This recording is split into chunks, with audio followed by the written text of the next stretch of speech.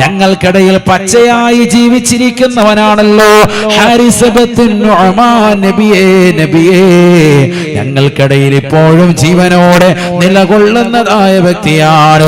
ഹാരിസ മരിച്ചിട്ടില്ല റസൂലേ, ഞങ്ങൾക്കിടയിലുണ്ട് റസൂലേ.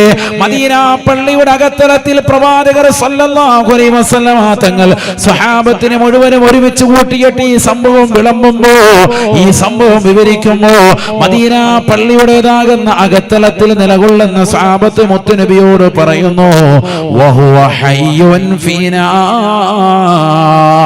ഞങ്ങൾക്കിടയിൽ ജീവിച്ചിരിക്കുന്നതായ സ്വഹാബി എങ്ങനെയാണ് അദ്ദേഹം സ്വർഗത്തിൽ കടന്നത് റസൂലേ? ഖബർ കണ്ടിട്ടില്ല, മഹ്ശറ എത്തിയിട്ടില്ല, വിചാരണ നേരിട്ടിട്ടില്ല, സിറാത്ത് പാലം കടന്നിട്ടില്ല. അല്ലാഹുവിന്റെ റസൂല് പറഞ്ഞു, സ്വഹാബ ഞാൻ കേട്ടിട്ട് വന്നവനാണ്, കന്നവനാണ്. എന്നെ നിങ്ങൾക്ക് വിശ്വാസമില്ലേ? ജീവിതത്തിൽ ഒരു കളവ് പോലും പറയുകയോ ചിന്തിക്കുകയോ പോലും ചെയ്യാത്തതാകുന്ന അല്ലാഹുവിന്റെ റസൂല് സ്വഹാബത്തിനോട് പറയുകയാണ്, സ്വഹാബ ഞാൻ എന്റെ കർണപുടം കൊണ്ട് കേട്ടതാണ് സ്വഹാബ. വസമിഅതു ഫീഹാ ഖിറാഅത. ഹാരിസത്ത് ബിൻ നുഅമാൻ പരിശുദ്ധമായ ഖുർആൻ സ്വർഗ്ഗത്തിൽ ഇരുന്നുകൊണ്ട് പാരായണം ചെയ്യുന്നത് ഞാൻ എന്റെ കർണപുടം കൊണ്ട് കേൾക്കുകയും എന്താണ് അദ്ദേഹത്തിന് കിട്ടിയതാകുന്ന നേട്ടമെന്ന് ചോദിച്ചപ്പോൾ ജിബ്രീൽ അലൈഹിസ്സലാം പറഞ്ഞതായ മറുപടി, അത് മാത്രമാണ് എനിക്ക് നിങ്ങളോട് പറയാനുള്ളത്. വഹുവ മിൻ അബരിന്നാസി ലിഉമ്മിഹി, സ്വന്തം ഉമ്മാക്ക് ഖിദ്മത്തെടുത്തതായ വ്യക്തിയാണ്. ഉമ്മയുടെ ജീവിതത്തിൽ നിലകൊണ്ടതായ വലിയ ഖിദ്മത്ത് കാഴ്ചവെച്ചുകൊണ്ട് നിലകൊണ്ടതായ സഹോദരനാണ്. അതുകൊണ്ട് കിട്ടിയ നേട്ടമാണെന്ന് നബിയുനാ റസൂലുള്ളാഹി. അല്ലാഹുവിന്റെ റസൂൽ ഈ സംഭവം പറയുമ്പോ മദീന പള്ളിയുടേതാകുന്ന ഒരു തൂണിന്റെ പിറകിലിരുന്നു കൊണ്ട് പൊട്ടിക്കരയുന്നു കഥാനായകനാകുന്ന ഹാരിസത്ത് ബിൻ നുഅമാൻ റളിയല്ലാഹു അൻഹു. ജീവിച്ചിരിക്കുമ്പോൾ തന്നെ സ്വർഗത്തിൽ കടക്കാൻ, സ്വർഗത്തിലിരുന്നുകൊണ്ട് ഖുർആൻ ഓതുക. അല്ലാഹു തൗഫീഖ് നൽകട്ടെ, അല്ലാഹു തൗഫീഖ് നൽകട്ടെ. ഇത് നമുക്കും ലഭിക്കും. എന്ത് വേണം? വാപ്പാക്കും ഉമ്മാക്കും ഖിദ്മത്ത് എടുക്കണം. അല്ലാഹു തൗഫീഖ് നൽകട്ടെ. വെറുതെ പറച്ചിൽ വന്നാൽ പോരാ, നമ്മുടെ ജീവിതത്തിൽ അതിനുള്ള അവസരങ്ങളുണ്ട്, ശരിക്കും ഉപയോഗപ്പെടുത്തണം. അല്ലാഹു തൗഫീഖ് നൽകട്ടെ. ശാഫി ഇമാം റളിയല്ലാഹു അൻഹു പറയുന്നുണ്ട്, ഒരു മനുഷ്യൻ ഏറ്റവും വലിയ ബുദ്ധിമാനാകുന്നത് ജീവിച്ചിരിക്കുന്ന മാതാപിതാക്കൾക്ക് ഖിദ്മത്ത് എടുക്കുമ്പോഴാണ്. മരണപ്പെട്ട് കഴിഞ്ഞിട്ട് വ്യസനിക്കുമ്പോഴല്ല. വാപ്പയും ഉമ്മയും മരിച്ചുപോയി, അപ്പൊ കിടന്ന് കരയാൻ, അതോ മരണപ്പെട്ടു പോയി, അവർക്ക് വേണ്ട രീതിയിൽ ഖിദ്മത്ത് എടുക്കാൻ പറ്റിയില്ല, അതല്ല. ജീവിച്ചിരിക്കുമ്പോ നിന്റെ അടുക്കൽ എത്തിക്കുമ്പോ ആ സമയത്ത് ശരിക്കും ഉപയോഗപ്പെടുത്തിക്കോളാം. അപ്പായും ഉമ്മയും ജീവിച്ചിരിക്കുന്ന സമയം ശരിക്കും ഉപയോഗപ്പെടുത്തിൻ പ്രിയപ്പെട്ട മക്കളെ. അല്ലാഹു തൗഫീഖ് നൽകട്ടെ. അത് വലിയൊരു അവസരമാണ്, സുവർണ അവസരമാണ്. എന്നെ കേൾക്കുന്ന സഹോദര സഹോദരിമാരോടായി വളരെ സ്നേഹത്തോടുകൂടി ഓർമ്മപ്പെടുത്താൻ അള്ളാഹുവിന്റെ റസൂൽ സല്ലല്ലാഹു അലൈഹി വസല്ലം തങ്ങളുടെ അധ്യാപനം, വാപ്പാക്കും ഉമ്മാക്കും ഖിദ്മത്ത് എടുക്കുന്നവൻ ജീവിച്ചിരിക്കുമ്പോൾ തന്നെ അവൻ സ്വർഗത്തിൽ കടക്കും. അള്ളാഹു തൗഫീഖ് നൽകട്ടെ.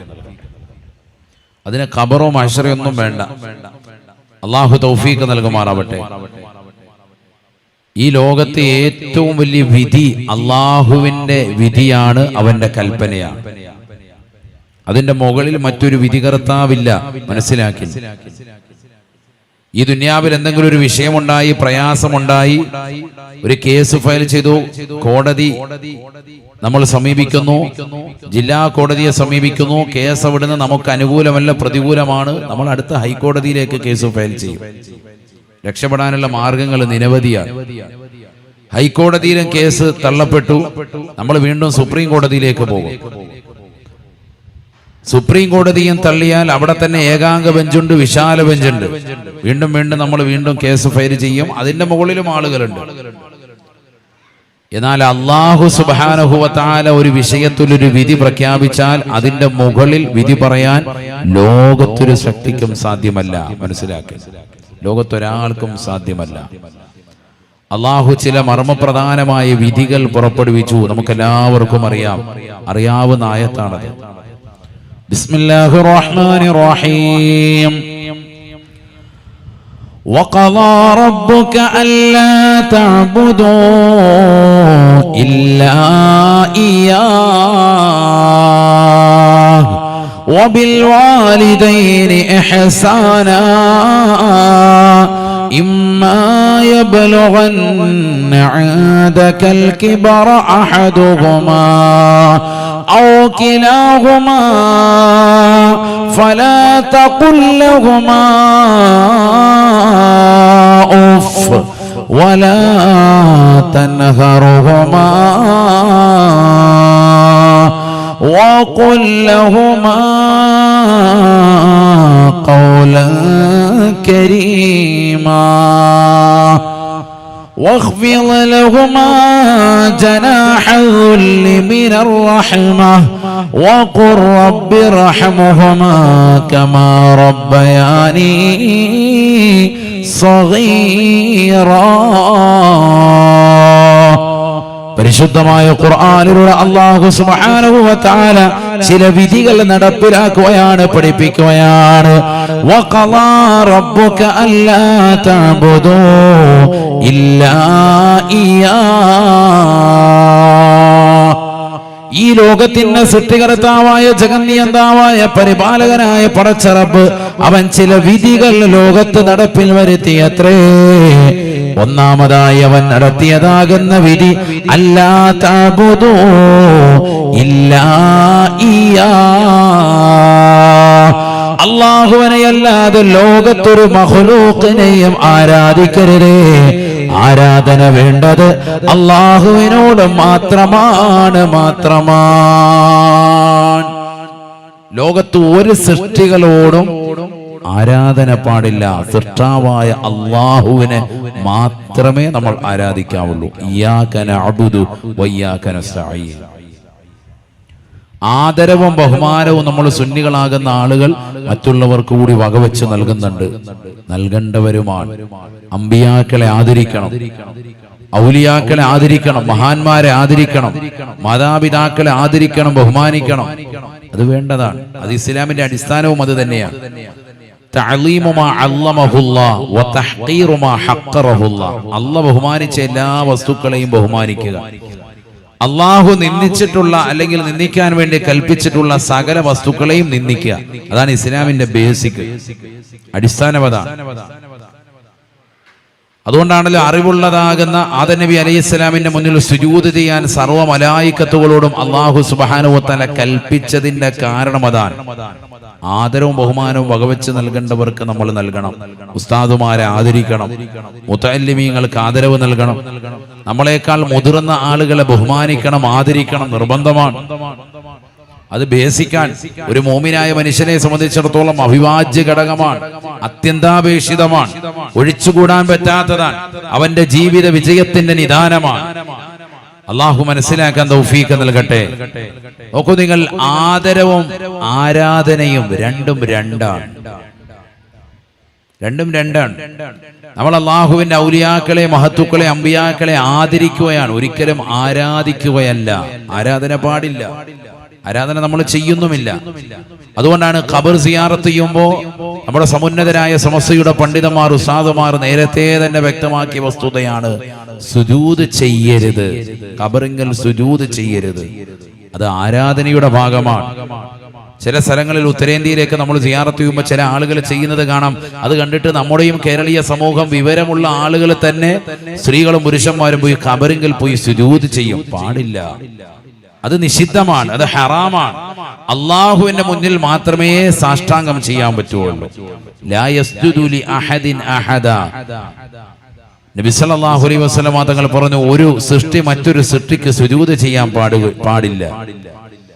ഇനി അങ്ങനെ ഒരു സൃഷ്ടി മറ്റൊരു സൃഷ്ടിക്ക് സുജൂദ് ചെയ്യാൻ ഞാൻ കൽപ്പിക്കുമായിരുന്നുവെങ്കിൽ ഭർത്താവിന്റെ മുന്നിൽ ഭാര്യ സുജൂദ് ചെയ്യാൻ വേണ്ടി കൽപ്പിക്കുമായിരുന്നു എന്ന് നബിയുന മുഹമ്മദ് മുസ്തഫ. ലഅമർതുൽ മർഅത അൻ തസ്ജുദ ലിസൗജിഹാ. ഭാര്യ ഭർത്താവിന്റെ മുന്നിൽ സുജൂദ് ചെയ്യാൻ പാടില്ല.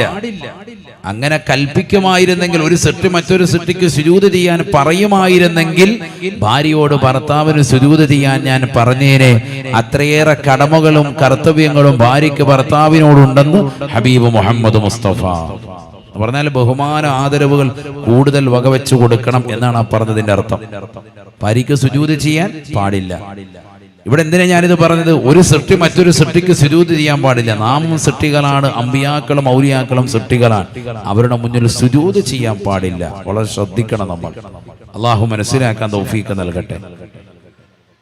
നമ്മൾ സുന്നികളാണ്, പല വിഷയങ്ങളിലും ശ്രദ്ധ ചെലുത്തേണ്ടവരാണ്. പ്രത്യേകിച്ച് ഇത്തരത്തിലുള്ള വിഷയങ്ങൾ കൂടുതൽ ജാഗ്രത പുലർത്തേണ്ടവരാണ്. ചിലപ്പോൾ നമ്മൾ ഖബറിങ്കിൽ പോയി ഖബറിനെ ചുംബിക്കുന്നവരുണ്ടാകും. പുരുഷന്മാർ പലരും പോയി ഖബർ ചുംബിക്കും. അത് അനുവദനീയമാണ്. ഖബർ ചുംബിക്കൽ അനുവദനീയമാണ്. പക്ഷെ ആ ചുംബനം നടക്കുമ്പോൾ നെറ്റി വെച്ചിട്ട് സുജൂദായി പോകാൻ പാടില്ല.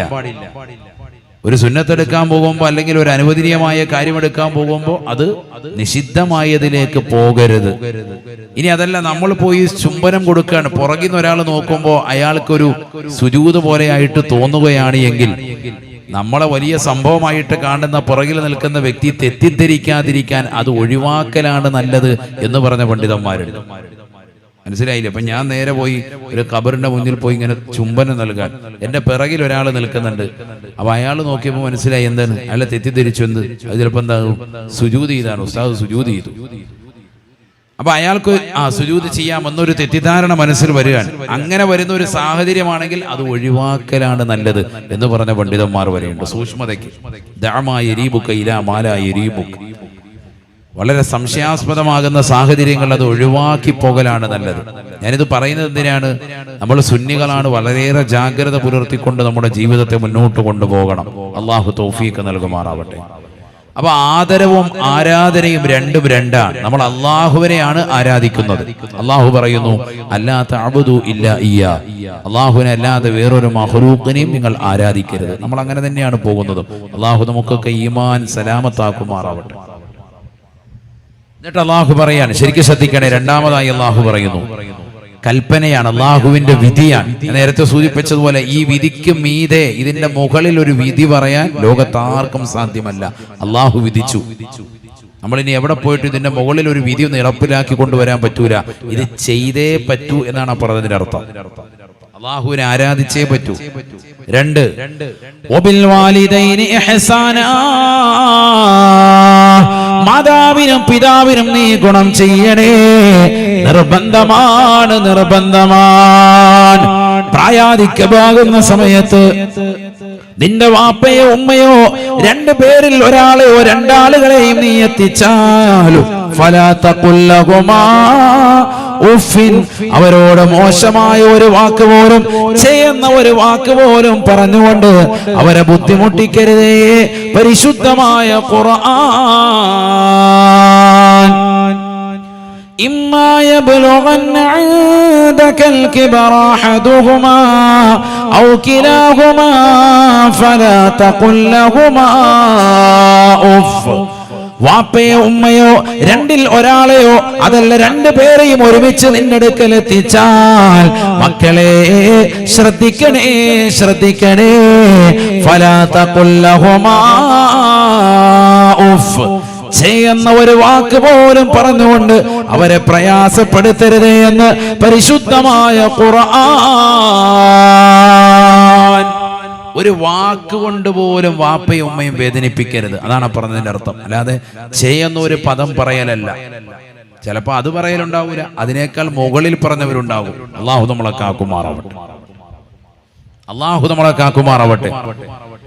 ഈ ആയത്ത് വിശദീകരിച്ചുകൊണ്ട് ബഹുമാനപ്പെട്ട ഇമാം ഫഖ്റുദ്ദീൻ റാസി റളിയല്ലാഹു അൻഹു പറയുകയാണ്, എന്താണ് ഫലാ തഖുൽ ലഹുമാ ഉഫിൻ, ചെയ്യുന്ന ഒരു വാക്ക് പോലും നിന്റെ വാപ്പയോടും ഉമ്മയോടും പറയരുത് എന്ന് പറഞ്ഞതിന്റെ അർത്ഥം എന്താണ്?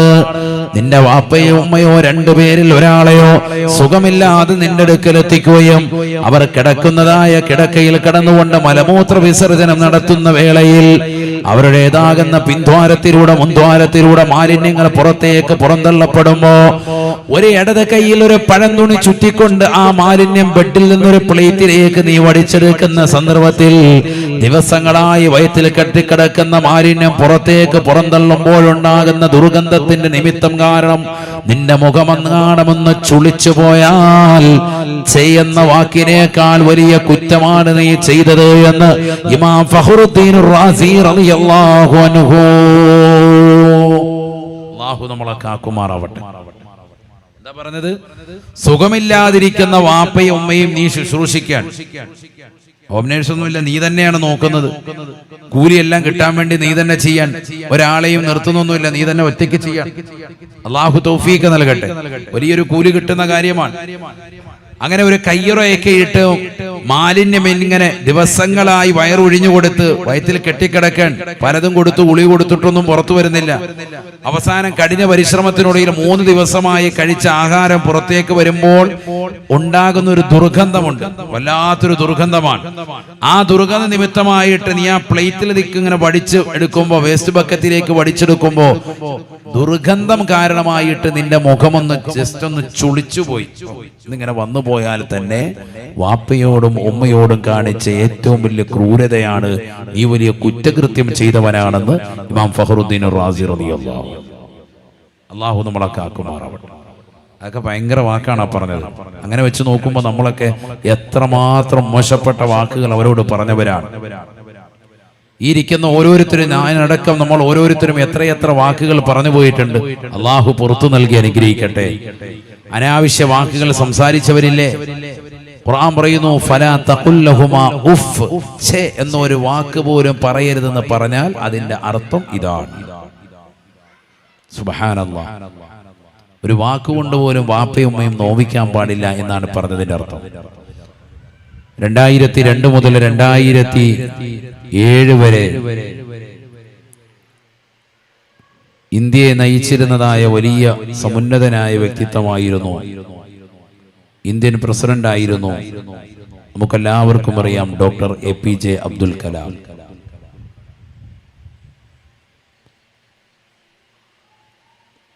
അദ്ദേഹത്തിന്റെ ജീവിത ചരിത്രം അദ്ദേഹം കുറിച്ചു വെക്കുന്നുണ്ട്.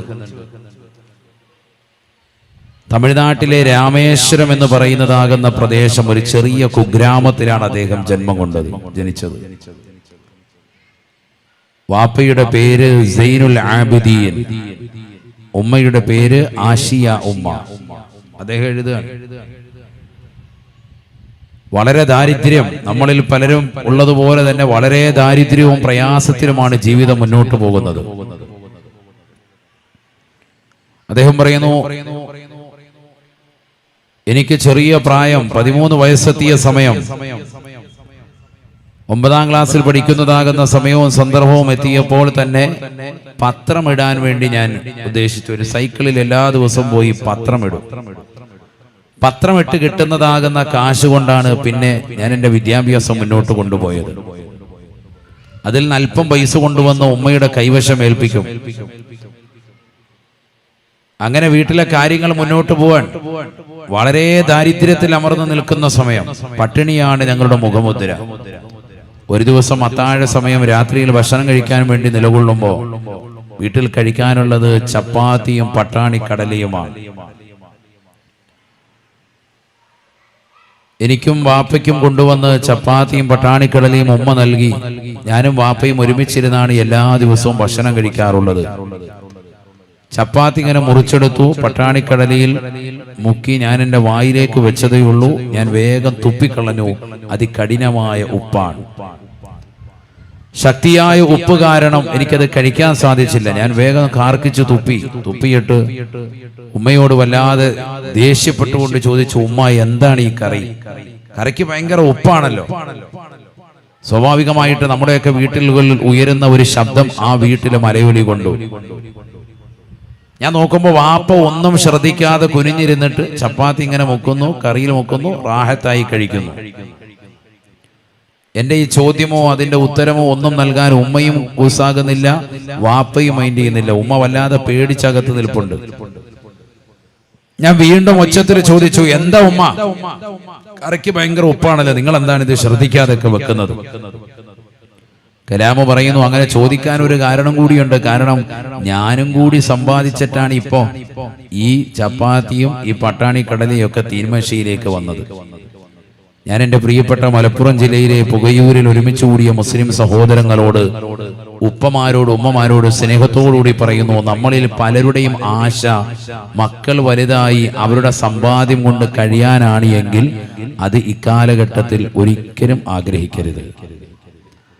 കാരണം മക്കൾ മുഖേന നമുക്ക് ഒരു നേരത്തെ ആഹാരം കഴിക്കേണ്ടി വന്നാൽ മക്കൾ കണക്ക് രേഖപ്പെടുത്തും, നമ്മളോട് തറുതല പറയാനും ഒച്ചയിടാനും ബഹുമാന ആദരവുകൾ കുറയാനും അത് കാരണമായി തീരും. ഇന്നിന്റെ മക്കൾ അതാണ് തീരുന്നത്.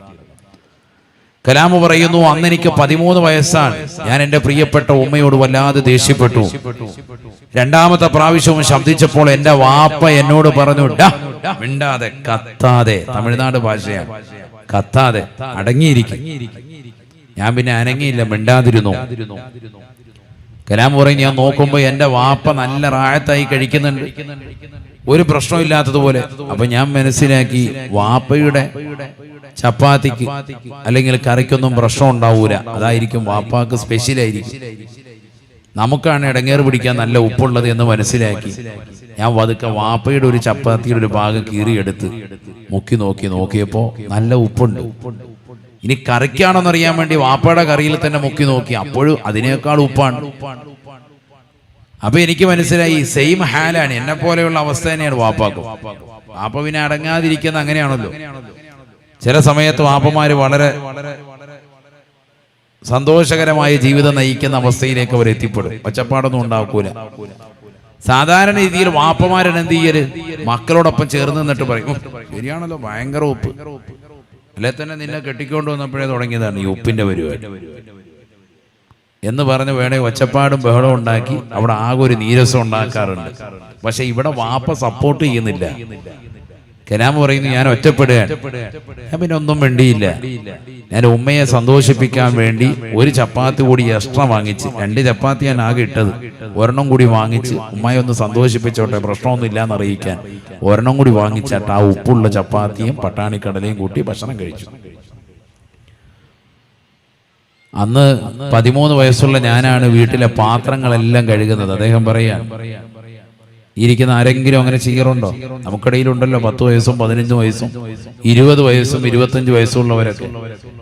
കഴിച്ച പ്ലേറ്റ്, അതിലേക്ക് ആ കഴിച്ചതിന് ശേഷം തീന്മേശയിലേക്ക് ഇട്ട വേസ്റ്റ് പോലും ഒന്ന് എടുത്തു വെക്കാൻ പോലും മടിക്കാതെ മടിച്ചിട്ട് പോകുന്ന ആളുകളാണ് നമുക്കിടയിലുള്ളത്. ആ പാത്രം കൊണ്ടുപോയി എടുത്ത് നേരെ അടുക്കളയിൽ വെക്കുന്ന ആളുകൾ വളരെ കുറവാണ്.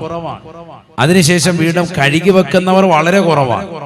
കലാം പറയുന്നു, എന്റെ പാത്രം മാത്രമല്ല, വാപ്പയുടെ, ഉമ്മയുടെ, വീട്ടിലുള്ളവരുടെ എല്ലാവരുടെയും ഉമ്മ പാചകം ചെയ്ത പാത്രങ്ങൾ ഉൾപ്പെടെ പരിപൂർണമായി എല്ലാ ദിവസവും രാത്രിയിൽ കിടക്കുന്നതിന് മുമ്പ് കഴുകി വെക്കുന്ന ചുമതല എനിക്കാണ്.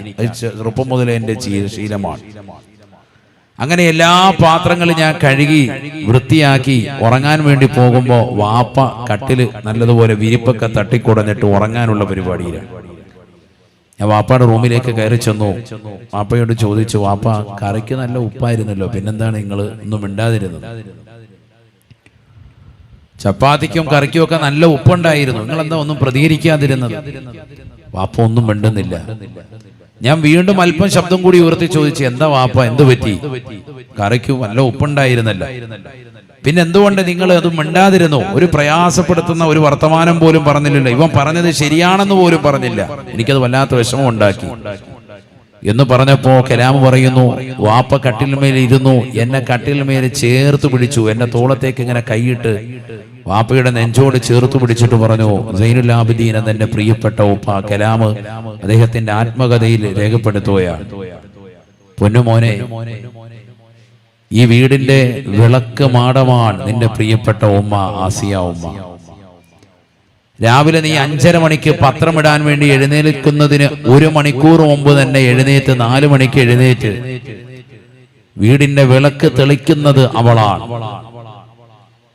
നീ പോകുന്ന സന്ദർഭത്തിൽ നിനക്ക് വേണ്ടുന്ന ചായയും പലഹാരവും ഒക്കെ ഉണ്ടാക്കി നൽകി നിന്റെ കൈകളിലേക്ക് കൊണ്ടുവന്ന് വെച്ചു തരുന്നതും അവളാണ്.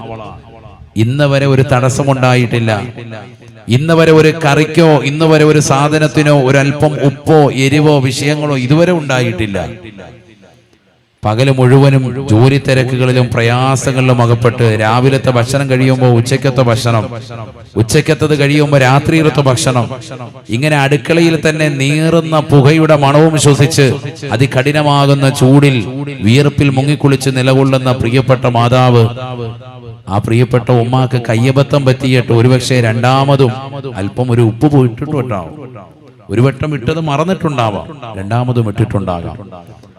ആ ഉമ്മയെ ഞാൻ വഴക്ക് പറയണോ? എല്ലാ ദിവസവും നമ്മളെല്ലാവരും ഉറങ്ങുക, ഇപ്പൊ നീയും ഉറങ്ങാൻ പോവാൻ, ഇപ്പോഴും നിന്റെ ഉമ്മ ഉറങ്ങിയിട്ടില്ല. ഏറ്റവും ലാസ്റ്റ് വീട്ടിൽ എന്തെങ്കിലും ഉള്ളത് കഴിക്കുന്നത് ഉമ്മയാ. ഒന്നുമില്ലെങ്കിലും കറിച്ചട്ടി വടിച്ചിട്ടത് കഴുകി വെക്കാൻ മടിക്കാതെ വളരെ സന്തോഷത്തിൽ നിലകൊള്ളുന്ന, ആരോടും പരിഭവമില്ലാത്ത ഉമ്മയാണ് നിന്റെ ഉമ്മ. അതുകൊണ്ട് ആ ഉമ്മയെ ഞാൻ വഴക്കു പറയണോ? അവരുടെ ജീവിതത്തിൽ ആദ്യമായിട്ട് സംഭവിച്ചു പോയ ഒരു തെറ്റിൽ ഇത്രത്തോളം വേദനിപ്പിക്കണോ? മോൻ പറയുന്നെന്ന് പറയും. കലാം പറയുന്നു, എന്റെ മനസ്സ് വല്ലാതെ തിങ്ങി നിറഞ്ഞു, വിഷമിച്ചു. ഞാൻ ആ വാപ്പയുടെ നെഞ്ചിലേക്ക് ചാരിക്കടന്നു, പൊട്ടി പൊട്ടി കരയുകയാണ്. അപ്പയോട് പറഞ്ഞു, അപ്പ ഉമ്മയൊന്നും പറയണ്ട, ഉമ്മയൊന്നും പ്രയാസപ്പെടുത്തുന്ന ഒരു വാക്കുപോലും പറയണ്ട, ഒരു വാക്കുകൊണ്ട് പോലും നോവിക്കണ്ട, ഉമ്മയെ വിഷമിപ്പിക്കണ്ട എന്ന് പറയാണ്. കലാം പറയുന്നു, ആ നെഞ്ചിലെ ചൂട് എന്റെ ഹൃദയത്തിൽ ഇപ്പോഴും ഉണ്ട്. ഞാൻ ഈ പുസ്തകം എഴുതുമ്പോഴും അദ്ദേഹം പറയുന്നു, ഞാൻ എൻ്റെ ജീവിതത്തിൽ പിന്നീട് ഒരിക്കലും എൻ്റെ വാപ്പയും ഉമ്മയും ഒന്നും പറയില്ല എന്ന് വാപ്പയുടെ നെഞ്ചിലെ ചൂട് പറ്റി ആ 13-ാമത്തെ വയസ്സിൽ വിഷമിച്ചുകൊണ്ട് പാതിരാത്രി സമയത്ത് ഒരു തീരുമാനമെടുത്തു. സുബ്ഹാനല്ലാഹ്, ആ തീരുമാനം കൈക്കൊണ്ട് അദ്ദേഹം പിന്നീട് വാപ്പാടെയും ഉമ്മാടെയും പൊരുത്തം കിട്ടി മുന്നോട്ട് നയിച്ചു. സഹോദരങ്ങളെ, ഇന്ത്യ ചരിത്രത്തിൽ എത്രയോ ആളുകൾ ഇവിടെ കഴിഞ്ഞു പോയിട്ടുണ്ട്. പ്രധാനമന്ത്രിമാർ, രാഷ്ട്രപതിമാർ, എത്ര ആളുകൾ കഴിഞ്ഞു പോയിട്ടുണ്ട്. പക്ഷേ ഒരാൾക്ക് പോലും എതിർപ്പില്ലാതെ കഴിഞ്ഞുപോയ രാഷ്ട്രപതിയായിരുന്നു ഡോക്ടർ APJ അബ്ദുൽ കലാം. 5 വർഷം വളരെ മനോഹരമായി ഇന്ത്യയെ നയിച്ചു. ദ അയൺ മാൻ എന്ന പേരിൽ അദ്ദേഹം അറിയപ്പെട്ടു. തമിഴ്നാടിലെ ചെറിയ കുഗ്രാമമാകുന്ന രാമേശ്വരം എന്ന് പറയുന്ന ചെറിയ ഗ്രാമത്തിൽ നിന്ന് അദ്ദേഹം എത്തിച്ചേർന്നത് ഇന്ത്യയുടെ മഹനീയമാകുന്ന ഉന്നതമായ പദവിയിലേക്ക്, പ്രസിഡന്റ് എന്ന് പറയുന്ന ഉന്നതമായ പദവിയിലേക്കാണ് എന്ന് മനസ്സിലാക്കണം. അദ്ദേഹം പറയുന്നു, ഞാൻ ഈ ഒരു ഉയർച്ചയിലേക്ക് എത്തിയിട്ടുണ്ട് എന്ന് നിങ്ങൾ മനസ്സിലാക്കുന്നുണ്ട് എങ്കിൽ അതിന്റെ കാരണക്കാർ എൻ്റെ മാതാപിതാക്കളാണ്. ഇതൊക്കെ അറിയണം സഹോദരങ്ങളെ. ഇതൊക്കെ കേവലം പുസ്തകത്താളിൽ മാത്രം കടന്നാൽ പോരാ. ഇന്നത്തെ തലമുറ നല്ലതുപോലെ മനസ്സിലാക്കിയെടുക്കണം. നമ്മളൊക്കെ വലിയ ഉയർച്ച ആഗ്രഹിക്കുന്നവരാണ്. അള്ളാഹു നമുക്കൊക്കെ ഉയർച്ച നൽകി അനുഗ്രഹിക്കുമാറാവട്ടെ. നമ്മുടെ മക്കൾക്കും വലിയ ഉയർച്ച ആഗ്രഹിക്കുന്നവരാണ്. എങ്കിൽ മനസ്സിലാക്കിയ എല്ലാ ഉയർച്ചയ്ക്കും നിദാനം നമ്മുടെ മാതാവും പിതാവുമാണ്. അവരുടെ പ്രാർത്ഥനകൾ കൊണ്ട് എത്തിയെടുത്താണ് നമ്മൾ ഇപ്പോഴുള്ളത്. അള്ളാഹു കൂടുതൽ ഉയർച്ച നൽകി അനുഗ്രഹിക്കട്ടെ. നമ്മൾ ഇന്ന് മരണപ്പെട്ടുപോയ മാതാപിതാക്കളുടെ ദറജ അള്ളാഹു ഉയർത്തുമാറാവട്ടെ. ഖബർ അള്ളാഹു സന്തോഷത്തിലാക്കുമാറാവട്ടെ. ആ വാപ്പയുടെ ഉമ്മയുടെ മുഖമൊന്ന് കൊണ്ടുവരും മനസ്സിലേക്ക്. ഓരോ പള്ളിയുടെ ഖബർസ്ഥാനിൽ ഇന്ന് അവർ അന്ത്യവിശ്രമം ചെയ്യാൻ ജീവിച്ചിരിക്കുന്നതായ മാതാപിതാക്കൾക്ക് വേണ്ട ഖിദ്മത്തെടുക്കൻ മക്കളെ. മരണപ്പെട്ടുപോയവരെ ഓർത്ത് ഇന്ന് പലരും നെടുവീർപ്പെടുകയാണ്. എന്റെ കൺമുന്നിൽ തന്നെ പലരുടെയും കണ്ണുകൾ നിറയുന്നതായി എനിക്ക് കാണാം. അല്ലാഹു നമ്മുടെ മാതാപിതാക്കൾക്ക് ദറജ ഉയർത്തുമാറാവട്ടെ. ഇന്ന് വാപ്പയും ഉമ്മയും ഉണ്ടായിരുന്നെങ്കിൽ തീർച്ചയായും അവരെ കൊണ്ട് പൊരുത്തപ്പെടിക്കുകയും അവർക്ക് വേണ്ടുന്നത് ചെയ്തു കൊടുക്കാനുള്ള സൗകര്യങ്ങളും അല്ലാഹു ഇന്ന് നമുക്ക് നൽകിയിട്ടുണ്ട്. ഇന്ന് ഈ മജ്‌ലിസ് പിരിഞ്ഞിട്ട് നിങ്ങൾ തിരിച്ചു പോകുമ്പോൾ സുഭിക്ഷമാകുന്ന ആഹാരം വേണമെന്ന് വാപ്പയും ഉമ്മയും ആവശ്യപ്പെട്ടാൽ ഈ രാത്രിയിൽ തന്നെ ഒരു ആടിനെ അറുത്ത് മനോഹരമായി ബിരിയാണി വെച്ചു കൊടുക്കാനും ഉള്ളൊരു സൗകര്യം അള്ളാഹു നിങ്ങൾക്ക് നൽകിയിട്ടുണ്ട് എങ്കിൽ അതൊക്കെ കിട്ടാനുള്ള കാരണം നിങ്ങളുടെ വാപ്പയും ഉമ്മയുമാണ്. അത് തിരിച്ചറിയണം. ആ തിരിച്ചറിവാണ് ജീവിതത്തിൽ ഏറ്റവും വലുത്. അള്ളാഹു തൗഫീഖ് നൽകുമാറാവട്ടെ. അള്ളാഹു തൗഫീഖ് നൽകട്ടെ. അള്ളാഹു ഞങ്ങളുടെ മാതാപിതാക്കൾ മരണപ്പെട്ടു പോയവർക്ക് മഗ്ഫിറത്തും റഹ്മത്തും നൽകണേ. അല്ലാഹ് ജീവിച്ചിരിക്കുന്നവർക്ക് ആഫിയത്തുള്ള ദീർഘായുസ് നസീബാക്കണേ. അല്ലാഹ്. ബിസ്മില്ലാഹിർ റഹ്മാനിർ റഹീം. വലാ തഖുൽ ലഹുമാ ഉഫ്ഫിൻ വലാ തൻഹറുഹുമാ.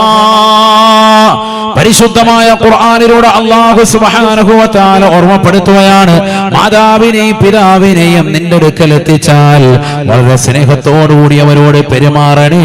മോശമാകുന്ന ഒരു വാക്കുകൊണ്ട് പോലും അവരെ നോവിക്കരുതേ. വലാ തൻഹറുഹുമാ. അവരെ ആട്ടരുതേ, വിരട്ടരുതേ, പ്രയാസപ്പെടുത്തരുതേ. വഖുൽ ലഹുമാ ഖൗലൻ കരീമാ. മാതാവിനോടും പിതാവിനോടും രണ്ടുപേരോടും മാന്യമായ ഭാഷണം നടത്തണേ. മോശമാകുന്ന ഒരു വാക്ക് പോലും നിന്റെ ജീവിതത്തിൽ അവരോട് പറയാൻ പാടില്ല. ഒരു പെരുമാറ്റം പോലും അവരോട് ഉണ്ടാവാൻ പാടില്ല. അവരുടെ മുന്നിലൂടെ നടക്കുക പോലും അരുതേ. അവരിയ്ക്കുന്നതായ ഒരു മജ്‌ലിസിൽ അനാവശ്യമായി അവരുടെ മുന്നിൽ കയറി നടക്കരുതേ, ഇരിക്കരുതേ. അനാവശ്യമായി അവർക്ക് മുന്നേ സംസാരിക്കരുതേ. ആദരവായ റസൂലുള്ളാഹി സ്വല്ലല്ലാഹു അലൈഹി വസല്ലമ തങ്ങളുടെ തിരുസവിധത്തിലേക്ക് ഒരു മനുഷ്യൻ നടന്നു വരുകയാണ്. അല്ലാഹുവിന്റെ റസൂൽ നോക്കുമ്പോൾ അദ്ദേഹത്തിന്റെ പിറകിലൂടെ വാപ്പ നടന്നു വരുകയാണ്. അല്ലാഹുവിന്റെ റസൂൽ ആ ചെറുപ്പക്കാരനോട് ചോദിക്കുകയാണ്, ആരാണ് പൊന്നുമോനെ നിന്റെ പിറകിലൂടെ നടന്നു വരുന്നത്? അതാ അബീ യാ റസൂലല്ലാഹ്, ഇതെന്റെ വാപ്പയാണ് ഹബീബേ. ആദരവായ പ്രവാചകർ സല്ലല്ലാഹു അലൈഹി വസല്ലമ തങ്ങൾ ആത്മീയമാകുന്ന അറിവ് ആ പ്രിയപ്പെട്ടതാകുന്ന മകന്റെ ഹൃദയത്തിലേക്ക് പഠിപ്പിച്ചു കൊടുക്കുകയാണ്. അല്ല, നമുക്ക് അല്ലാഹു പഠിപ്പിച്ചു നൽകുകയാണ്. റസൂലുള്ള പറയുകയാണ്, പൊന്നുമോനെ പൊന്നുമോനെ, നീ നിന്റെ വാപ്പയുടെ മുന്നിലൂടെ നടക്കല്ലേ നടക്കല്ലേ. ലാ തംശി അമാമഹു വലാ തഖൂദ് ഖബ്ല ഖൂദിഹി. വാപ്പ ഇരിക്കുന്നതിന് മുമ്പ് ഒരു മജ്‌ലിസിൽ കയറി ഇരിക്കല്ലേ ഇരിക്കല്ലേ. വാപ്പ നടക്കുന്ന മുന്നിലൂടെ നടക്കല്ലേ നടക്കല്ലേ. മാതാപിതാക്കളെ ഗൗനിക്കണേ, അവർ നിസ്സാരരല്ല എന്ന് ഹബീബുനാ റസൂലുള്ളാഹി. വാപ്പയും ഉമ്മയും ഇരിക്കുന്ന ഒരു മജ്‌ലിസിൽ അവർ സംസാരിക്കുന്നതിനിടയിൽ കയറിക്കൊണ്ട് സംസാരിച്ച് അവരുടെ ഗുരുത്തക്കേട് വാങ്ങിവെക്കല്ലേ വാങ്ങിവെക്കല്ലേ. ആദരവായ പ്രവാചകന്റെ അധ്യാപനമാണ്. ഇന്നത്തെ തലമുറ ശ്രദ്ധിക്കുന്നുണ്ടോ ശ്രദ്ധിക്കുന്നുണ്ടോ? ഹബീബായ റസൂലുള്ളാഹി സ്വല്ലല്ലാഹു അലൈഹി വസല്ലമ തങ്ങൾ തന്റെ പ്രിയപ്പെട്ട അനുയായികൾക്ക് പഠിപ്പിച്ചു കൊടുക്കുകയാണ്. വലാ തൻഹറുഹുമാ വഖുൽ ലഹുമാ ഖൗലൻ കരീമാ. മാന്യമായ ഭാഷണമല്ലാതെ മോശപ്പെട്ടതാകുന്ന ഒരു സംസാരം നിന്റെ നാവിൽ നിന്ന് മാതാവിനോടോ പിതാവിനോടോ ഉണ്ടാവാൻ പാടില്ല. തീർന്നില്ല തീർന്നില്ല. വഖ്ഫിദ് ലഹുമാ ജനാഹദ്ദുല്ലി മിനർ റഹ്മാ. കാരുണ്യത്തിന്റെ ചിറക് നിന്റെ വാപ്പയ്ക്കും ഉമ്മയ്ക്കും നീ വിരിച്ചു കൊടുക്കൽ നിർബന്ധമാണ്. സുബ്ഹാനല്ലാഹ്. 2023 നിലകൊള്ളുന്ന ചെറുപ്പക്കാരെ, സഹോദരിമാരെ, മാതാപിതാക്കളെ തൃണവൽഗണിക്കുന്നവരെ, അവരെ അവഗണിക്കുന്നതായ ആളുകളില്ലേ? അവരെ വൃദ്ധസദനങ്ങളിലേക്ക് തള്ളിവിടുന്ന എത്രയോ ചെറുപ്പക്കാരുണ്ട്. അവരെ ഗൗനിക്കാതെ പോകുന്ന എത്രയോ മുസ്ലിം സഹോദര സഹോദരിമാരുണ്ട്. കല്യാണം കഴിഞ്ഞതാകുന്ന പൊന്നുമോട് തന്റെ പ്രിയപ്പെട്ട ഭർത്താവിന്റെ ഉമ്മയോട് ഉപ്പയോട് സിനിമയും സീരിയലും കണ്ടുകൊണ്ട് അത്തരത്തിലുള്ള പ്രവണതകൾ അമ്മായിമ്മ പോരുണ്ടാക്കാനുള്ള പരിശ്രമങ്ങൾ നടത്തുന്നവരില്ലേ? പാടില്ല പൊന്നുമോളെ, ചെയ്യരുത് സഹോദര. നിനക്ക് നിന്റെ പ്രിയപ്പെട്ട ഭർത്താവിന്റെ ഉമ്മയും ഉപ്പയും നിന്റെ സ്വന്തം മാതാപിതാക്കളാണെന്നുള്ള തിരിച്ചറിവ് പൊന്നുമോളെ നിനക്കുണ്ടാവണേ. അള്ളാഹുവിന്റെ ദീൻ അത്തരത്തിലാണ് പഠിപ്പിക്കുന്നത്. ഏതെങ്കിലും സിനിമാ നടന്മാരുടെയോ സിനിമാ നടിമാരുടെയോ ഏതെങ്കിലും സീരിയൽ നടിമാരുടെയോ അഭിനയത്തിന്റെ മികവ് കണ്ട് അവർ പഠിപ്പിക്കുന്ന സീരിയലിന്റെ ആശയം നിന്റെ ജീവിതത്തിലേക്ക് കൊണ്ടുവരരുതേ കൊണ്ടുവരരുതേ. ജീവിതം നിസ്സാരമല്ല നിസ്സാരമല്ല. അത് ഹൈറായ നിലയ്ക്ക് ജീവിച്ച് തീർക്കേണ്ടവളാണ് നീ. മോശപ്പെട്ട തലത്തിലേക്ക് നിന്റെ നാവിനെ കൊണ്ടുപോകരുത്, നിന്റെ കൈകളെ കൊണ്ടുപോകരുത്, നിന്റെ നോട്ടം കൊണ്ടുപോകരുത്.